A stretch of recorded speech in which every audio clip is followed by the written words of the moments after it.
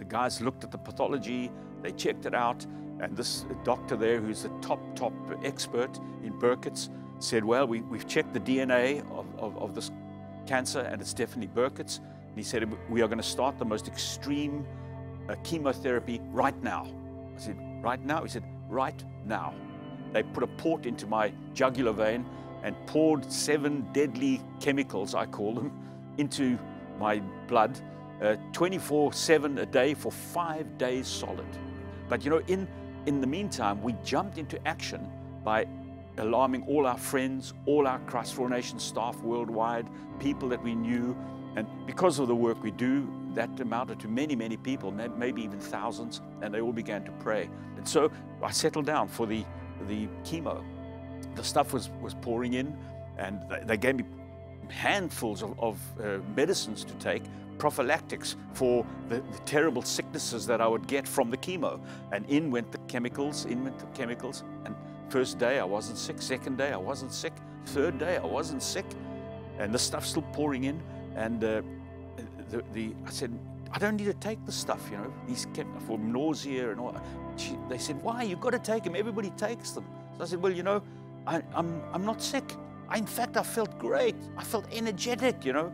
And then, for the first time, I realized what I called the finger of God was somehow touching my situation. I thought, wow, you know.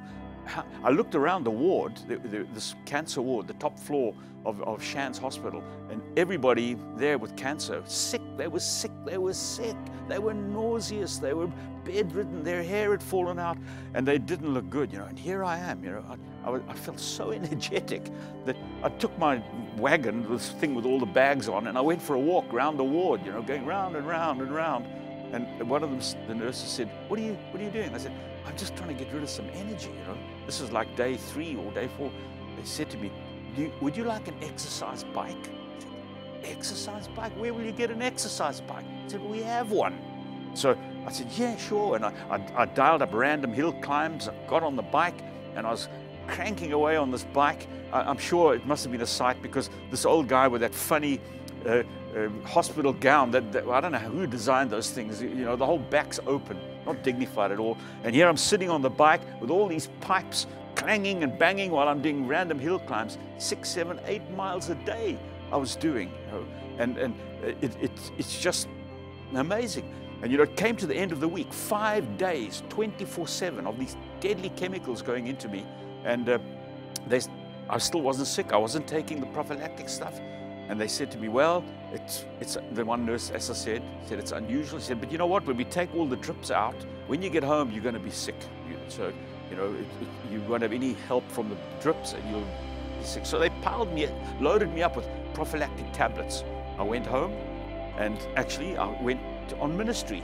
You know, the 2 days after I got home, I was at Christ for All Nations School of Evangelism. Well, I steered away from hugging as much as possible, but ministered, you know, for 2 or 3 days. I can't remember what it was, and had all my tablets that they'd said, you're really going to need these when you get home. I wasn't sick. When the 2 weeks were up, I went back, gave them all the tablets back and said I didn't need them. And they said, oh, wow, that nurse who'd said it was unusual, she said, this is amazing. It's amazing. I said, no, people are praying. People are praying. By the end of the 3rd week, I was still not sick. No hair, but not sick. So the professor said to me, we're going to do a PET scan. And, you know, that's a full body scan. It shows everything. And this is now to check the progress of the cancer, or hopefully the progress of the chemo, to see how much it's done, what they can adjust to improve the efficiency of it. And so we did the PET scan. And my phone rings, and it's the assistant of the doctor. And he said to me, well, I've got the results of your PET scan. And these were his exact words. I'll never forget them. He said, it was a very good scan. He said, a very, very good scan. He said, even the radiologist said, this is a very, very good scan. I waited. He said, well, the disease is not totally eradicated, but it's close. He said, have a good trip to Africa, because by the way, I'd moved the next session so that I could go back to our crusade in Africa and preach my share. And I went back, you know, sat with the professor. This is now for the 4th session. She looked at the data, and she said to me, well, it's clear, it's clear. I said, what? She said, yes, it's clear. And then she was banging away on her computer. So I said, what now, doc? What do we do now? And she kept saying, there's no data, there's no data. She said, nobody your age with Berg's lymphoma has ever reached this point. There's no data. So I said, well, now, what are we going to do? She said, I tell you what, let's do one more, and then we'll call it off.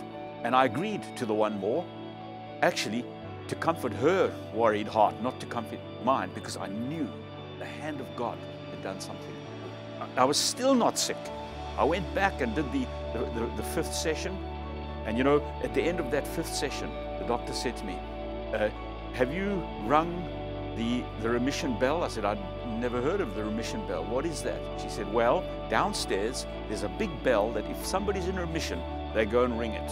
So I said, I haven't rung it, and I'm not going to do it until my wife's there. I had to come back the next day for some special injection that I had to get, which only they could do. I brought her with me.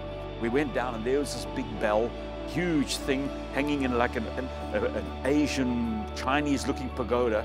And there was a club, a wooden club to ring the bell.